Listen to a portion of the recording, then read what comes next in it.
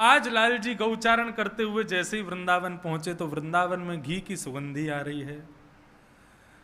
ठाकुर जी सबसे पूछने भैया कहाँ है रो, कोई बतावे को, कोई पर समय ना है। ठाकुर जी जैसे ही नंद भवन में पहुंचे, नंद भवन में 56 भोग की तैयारी चल रही है। ठाकुर जी ने जाके यशोदा मैया से पूछी, मैया ये कहाँ है रो? दूर दूर दूर दूर दूर, भीतर मत आइयो, जय जय के काजे भोग सिद्ध है रो। तू बाहर जन कहा छू के आयो, कहाँ ते आयो, कैसे आयो, आवेगो सब अशुद्ध है जाएगा, अपवित्र रह जाएगा, बाहर जाए आते। ठाकुर जी नंद बाबा के पास गए, बाबा की गोद में जाकर के बैठे, बोले आज सब ब्रजवासी 56 भोग कौन के काजे बना रहे हैं? तब नंद बाबा ने बताई, बोले भैया लाला हम सब ब्रजवासी किसान हैं और हम किसानन के देवता महाराज इंद्र हैं।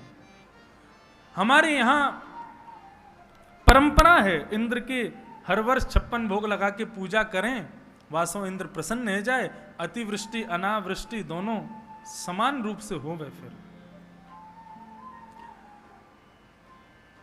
ठाकुर जी बोले महेंद्र किम करिष्यति, इंद्र क्या करता है?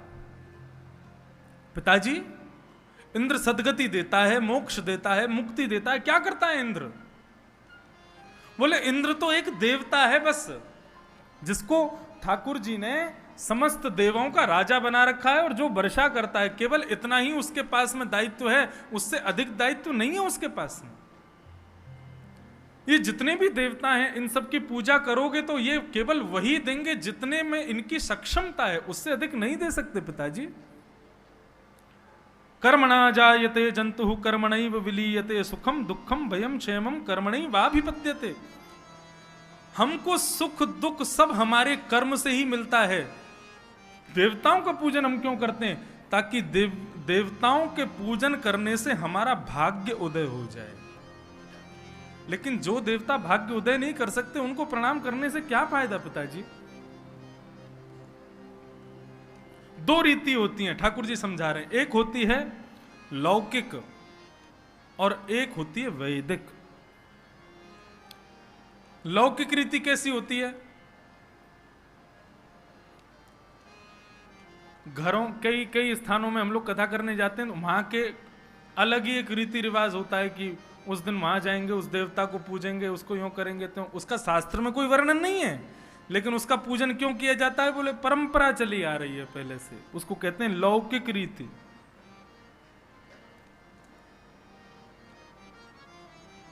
लौकिक रीति से जो किया जाता है उससे सुख तो मिलता है, शांति तो मिलती है, लेकिन परम गति की प्राप्ति नहीं होती। भगवान स्पष्ट कहते हैं गीता जी में कि जो लोग परम वैदिक रीति का पालन नहीं करते उनको सुख तो मिल जाता है, शांति तो मिल जाती है, लेकिन परम गति यानी कि मैं नहीं मिलता उनको। इसलिए ठाकुर जी समस्त ब्रजवासियों से निवेदन कर रहे हैं कि इंद्र को पूजा आप इसलिए कर रहे हो क्योंकि आपकी परंपरा से पूजा चली आ रही है, लेकिन इंद्र की पूजा का कोई विधान नहीं है। और यदि अकेले इंद्र की पूजा करो तो बाकी देवताओं ने तुम्हारा क्या बिगाड़ा? सबकी पूजा करो, और सबकी करने बैठोगे तो 33 करोड़ हैं। सबने कही, बोले लाला तू कहनो का चावे? बोले मैं ये कहना चाहूं कि समस्त 33 करोड़ देवता एक के साधे सद जाते हैं। बोले कौन? बोले श्रीमन नारायण। सब ब्रजवासी बोले नारायण को कहां खोजवे जाएंगे? बोले कहां खोजवे की जरूरत है, एक बार मैं गिरिराज जी पे अपनी गैया चरा रो, सो मेरी एक बछिया खो गई। जैसी मेरी बछिया खोई तो मैं रोने लगो, मेरी बछिया कहाँ चली गई? नंद बाबा डांटेंगे, यशोदा मैया डांटेगी। इतने में ही शंख चक्र गदा पद्म बारे, 4 भुजा बारे एक भगवान मेरे सामने आ गए। ठाकुर जी सुना रहे हैं। और मेरी बछिया को अपनी गोद में लेकर के आए और ला करके मुंह को दे दी नहीं और बोले कृष्ण मैं नारायण हूं, मैं साक्षात विष्णु हूं, भगवान हूं, मैं यहां ब्रजमंडल में गिरिराज पर्वत के रूप में विराजमान हूं। मुंह को अपने मुख से उनने बताई। जब ठाकुर जी ने यह बात बताई तो समस्त ब्रजवासियों को विश्वास हो गया। बोले लाला झूठ ना है बोल रहा हो, सच बोल रहा है। यानी निश्चित ही नारायण के दर्शन किए हैं। समस्त ब्रजवासियों ने ठाकुर जी की बात मानी और ठाकुर जी की बात मान करके सब लोग गोवर्धन की ओर प्रस्थान कर रहे हैं।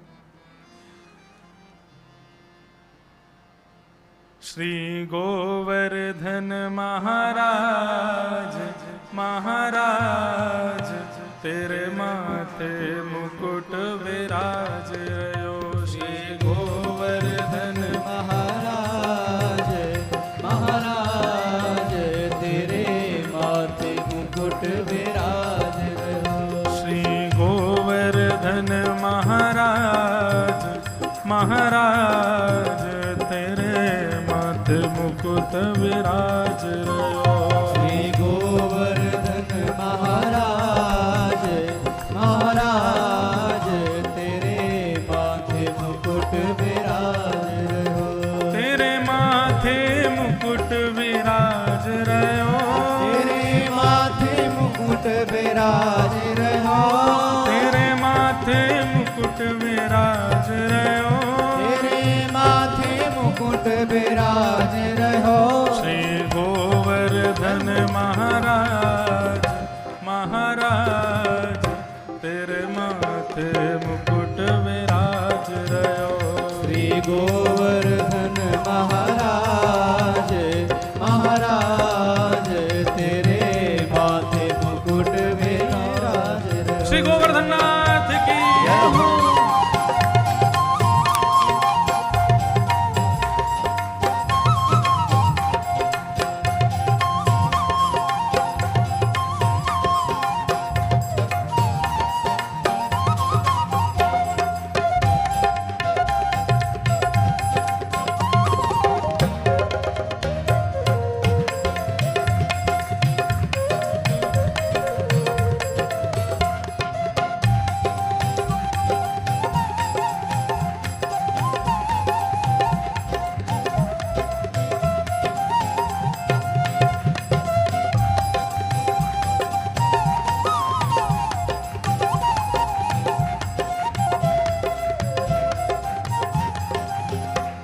तो पे पान चढ़े तो पे फूल चढ़े।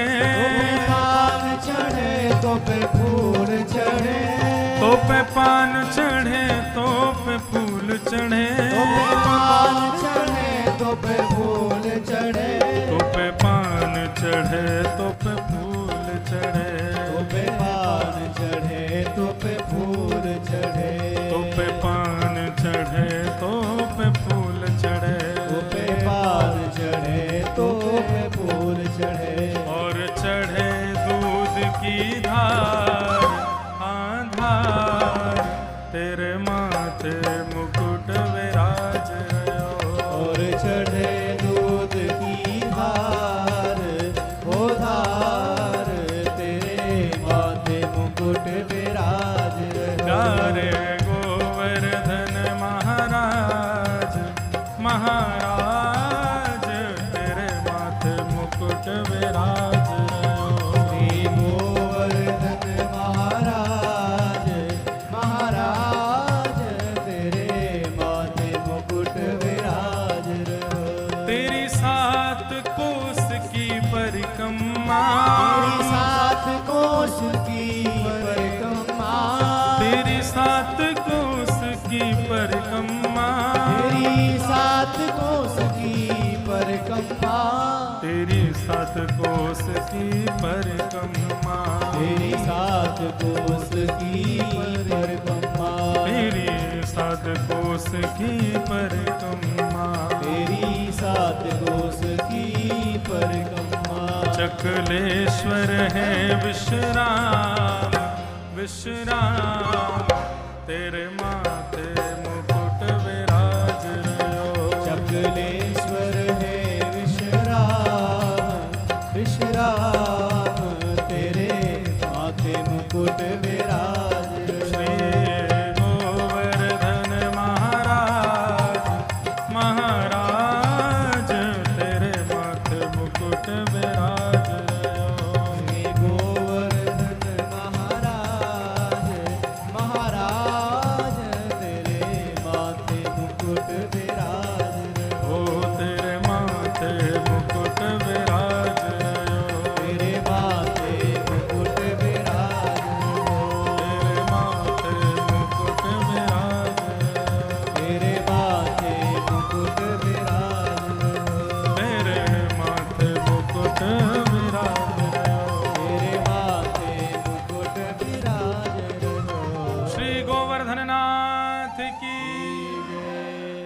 समस्त ब्रजवासियों ने जाकर के गिरिराज जी की पूजा की, परिक्रमा लगाई, 56 भोग सजाए।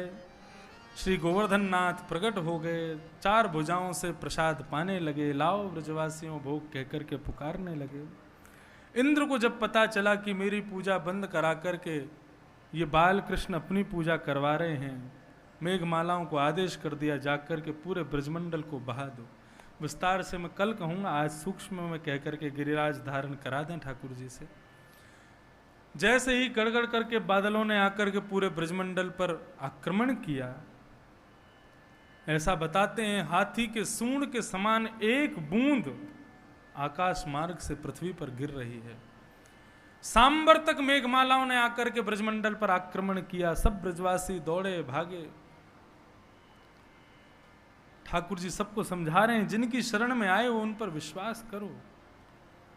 सब ब्रजवासी नेत्र बंद कर करके बैठ गए हैं। जैसे ही नेत्र खोल करके देखा है तो 7 दिन के कृष्ण, 7 वर्ष के कृष्ण ने 7 कोस लंबे चौड़े गिरिराज पर्वत को अपने बाम भाग की इकन्नी उंगली पर धारण किया है। बोलो गिरवरधारी भगवान की जय। डी डी सब ब्रजवासी पहुंच गए। सब ने जा करके अपनी छड़ी लगाई। सब ने कही लाला अब तू हार गए हो, गिरिराज जी को छोड़ दे। जैसे ही ठाकुर जी ने कन्नी उंगली हटाई, गिरिराज जी नीचे आने लगे। 7 दिन 7 रात्रि पर्यंत तक प्रसन्न मुद्रा में ठाकुर जी अपनी कन्नी उंगली पर गिरिराज जी को धारण करके खड़े हैं।